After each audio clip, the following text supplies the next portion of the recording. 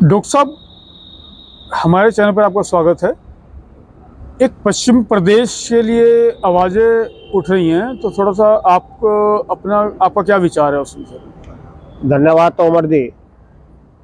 देखो, जो पश्चिमी उत्तर प्रदेश की डिमांड है काफ़ी समय से हमारे कुछ लोग उठा रहे हैं जी और वो क्षेत्रीय स्तर पर उनके विचार है अपने उनके। देखो, हर व्यक्ति की अपने अपने मान्यताएं, अपने अपनी सोच है, जी उसके तहत ही सब लोग काम करते हैं। मेरा मानना यह है कि आज उत्तर प्रदेश का जो बहुत बड़ा महत्वपूर्ण केंद्र सरकार बनाने में होता है, वो इसका बड़ा प्रदेश होने का भी बहुत बड़ा लाभ हमको मिलता है। ये बात भी सत्य है कि पश्चिमी उत्तर प्रदेश, मुख्य रूप से गाजियाबाद और नोएडा, जितना राजस्व सरकार को देते हैं उतने अन्य जिले राजस्व नहीं दे पाते क्योंकि डेवलप्ड एरिया है। लेकिन मेरा इसमें एक मानना है कि जैसे हमारा दिल्ली है, दिल्ली प्रदेश है, और जहाँ हम रह रहे हैं दिल्ली के एक्सिस से लेके चले उसके केंद्र से, तो चारों तरफ अगर रेडिएट करके घुमाए तो 100 किलोमीटर का एरिया एनसीआर क्षेत्र में आता है। जी और एनसीआर के अपने अलग कानून नियम भी हैं। कुछ नियम जैसे पोल्यूशन के अंतर्गत आते हैं, इंडस्ट्री चलाने ना चलाने में है, व्यापार करने में है, कई सुविधा है नहीं है। तो मेरा मानना यह है कि अगर इसको बृहद प्रदेश बना के, जो हमारी कभी महाभारत काल में राजधानी होती थी इंद्रप्रस्थ, इसको इंद्रप्रस्थ बना के चारों तरफ से इसको लेकर एक बड़ा राज्य ऐसा बना दिया जाए जिससे जो कानून हमारे ऊपर लगते हैं एनसीआर में रहने वालों के बीच, उन कानूनों का नुकसान तो एनसीआर के लोगों को है, लेकिन दिल्ली से बाहर एनसीआर में रहने वाले लोगों को वो सुविधाएं नहीं मिलती जो एनसीआर, नेशनल कैपिटल रीजन के लोगों को मिलनी चाहिए। तो मेरा मानना यह है कि सरकार से कि भाई केंद्र सरकार, राज्य सरकार दोनों ही इसमें है कि या तो वो हमें ऐसी सुविधा दे जो दिल्ली को है, या फिर हमें उन पाबंदियों से बाहर रखे ताकि हमारे व्यापारी भाई, उद्योगपति सब अपने व्यापार को चला सके और उन चीज़ों से मुक्ति दिलाई जाए। जैसा कि एनसीआर के बाहर जैसे उद्योग है, भट्टा उद्योग है, इंडस्ट्री है, वहाँ पाबंदियाँ बहुत कम है, उस तरह का भी कुछ ना कुछ लाभ मिले या किसी प्रकार की राहत मिले। जैसे उद्योग है, अब मान लो सीएनजी या पीएनजी से चलाए, उसका कितना बड़ा खर्चा है, इसमें सरकार सहयोग करे। भट्टा उद्योग है, मार्च से जून तक की अनुमति है, बाकी जगह 9 महीने चलते हैं। यहाँ कुछ जीएसटी में या भाई रॉयल्टी में, इसमें रॉयल्टी एक 8 महीने भट्टा चलाने वाले की भी रॉयल्टी उतनी और एक 4 महीने भट्टा चलाने वाले की भी रॉयल्टी उतनी। तो इसमें कहीं ना कहीं राहत मिलनी चाहिए।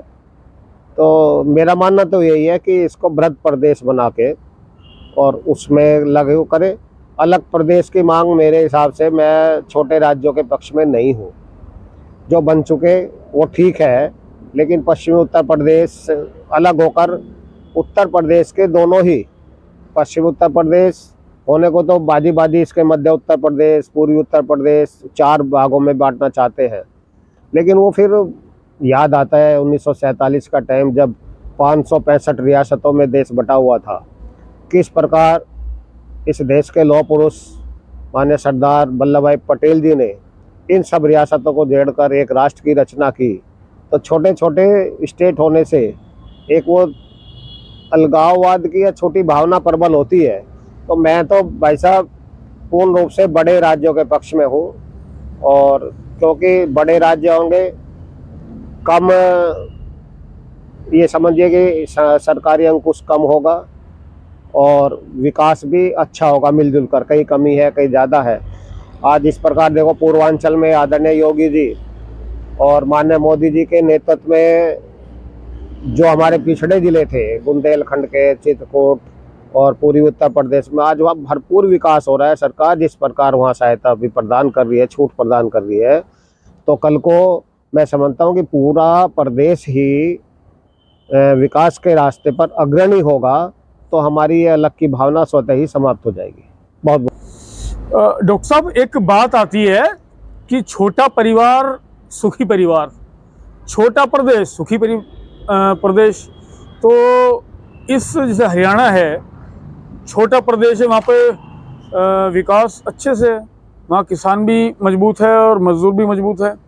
ऐसे आपका झारखंड है, छत्तीसगढ़ है, उत्तराखंड है आपके पास में, तो इस मामले में आप क्या कहेंगे?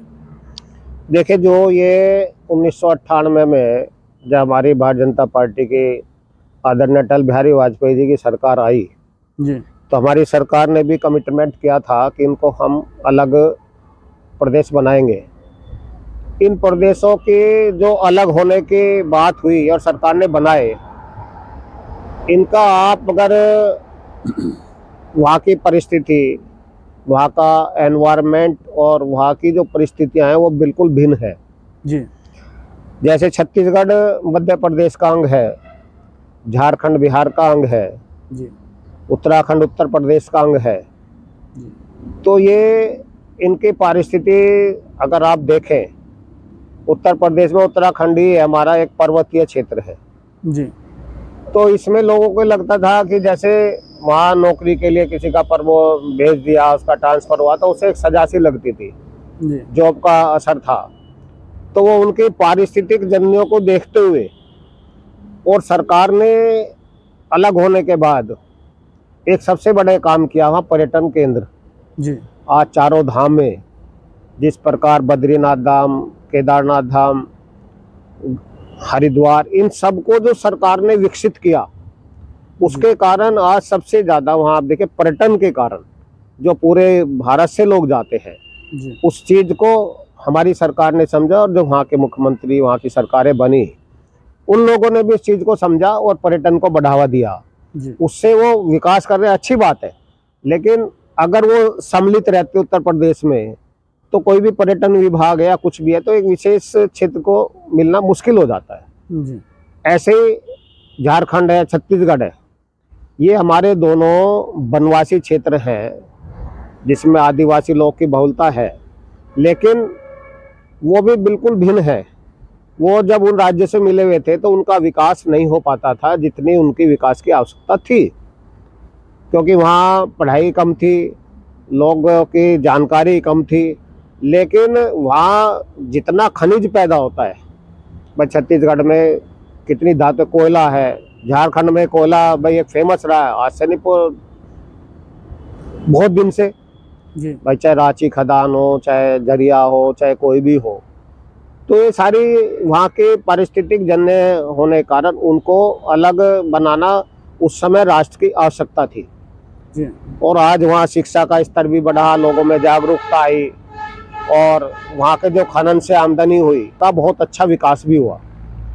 तो जो ये सामान्य स्थिति में हम लोग यहाँ ना दिल्ली से मिलने से फर्क, ना यूपी में अलग होने से फर्क पड़ता है उत्तर प्रदेश में बंटने का, वो तो पारिस्थितिक जन्य की वहाँ की बिल्कुल रहन सहन, खाना पीना, एटमॉस्फेयर, जलवायु वो बिल्कुल अलग थी।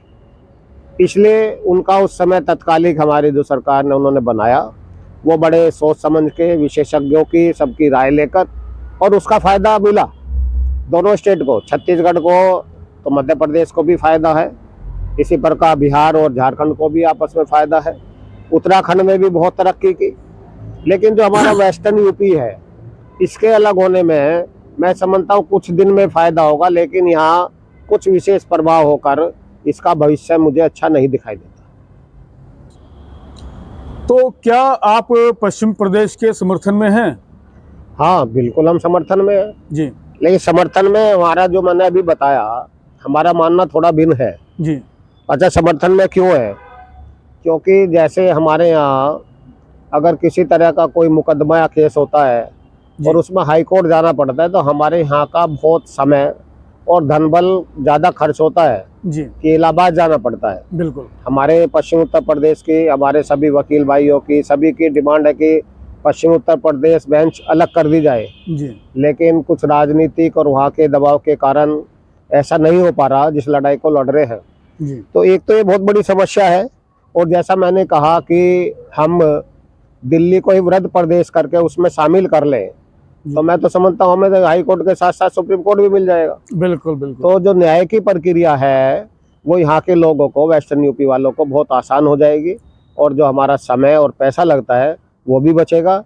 और भाई मैं तो ये भी मानता हूँ कि जितना रिवेन्यू उत्तर प्रदेश के 80 जिलों में, नोएडा, ग्रेटर नोएडा और गाजियाबाद, जी जितना रिवेन्यू ये देते हैं, तुलनात्मक स्टडी देखा जाए तो अलग होने पे तो ये हमारा बहुत बड़ा विकास करेगा। जी लेकिन हमारा फिर भी वसुधैव कुटुंबकम वाली भावना है।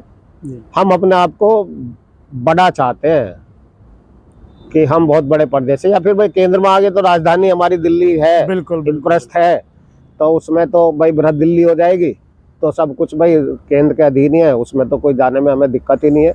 लेकिन अलग से छोटा राज्य हो, बस सुविधा तो मिलनी चाहिए। जो कमियां हैं, पश्चिमी उत्तर प्रदेश अगर नहीं भी बनता तो इसकी बेंच हमें मिले। जी न्याय तो सबको समय पे मिलना और कम खर्चे में, हर आदमी तो बेचारा देखो कोर्ट कचहरी का खर्चा बर्दाश्त करना बहुत आसान काम नहीं रह गया। जी मतलब सब कुछ बिक जाता है, और कुछ ऐसी धारणा हो जाती है, एक मनोभाव, मनुष्य की वृत्ति है कि दूर से आए वाले आदमी को हर चीज महंगी मिलती है, जी उसकी लुटाई करने का प्रयास करते हैं लोग। तो कम से कम ऐसी लुटाई पिटाई से आदमी बचेगा, तो ये तो आसान है ही। तो इन लोग भी ये सब जो मांग की है, मैं इनके मांग का बिल्कुल उचित है और समर्थन करता हूँ। लेकिन उसके साथ साथ हम दिल्ली में मिल जाए तो हमारा उससे भी ज्यादा जो हमारी सोच है, विकास हो पाएगा, उससे ज्यादा विकास हो जाएगा जी दिल्ली के तर्ज पर। डॉक्टर साहब, आपने अपना कीमती समय दिया, आपका बहुत बहुत धन्यवाद। हम चाहेंगे आप अपना नंबर अगर हमें दें, हमारे चैनल के माध्यम से ऐसे लोग जो आवाज उठा रहे हैं वो आपसे संपर्क करें, कम से कम आप उनसे नंबर मैं आपको दे देता हूँ, मिलाकर अपना। हाँ जी नंबर मेरा 80 जी 77 जी 895256, ये मेरा पर्सनल नंबर है। बिल्कुल कभी भी कोई भी किसी समय बात कर सकते हैं। और तोमर जी, आपका भी समय देने के लिए, समाज के जो परिस्थितियां हैं, जो विषय है, जी सामाजिक विषय, आर्थिक विषय, समस्याएं, उन पर ध्यान देने के लिए मैं आपका भी बहुत बहुत धन्यवाद करता हूँ। जी और आप धन्यवाद इसी प्रकार अपनी आवाज़ उठाते रहें और लोगों को जागृत करते रहें। बहुत बहुत धन्यवाद। धन्यवाद।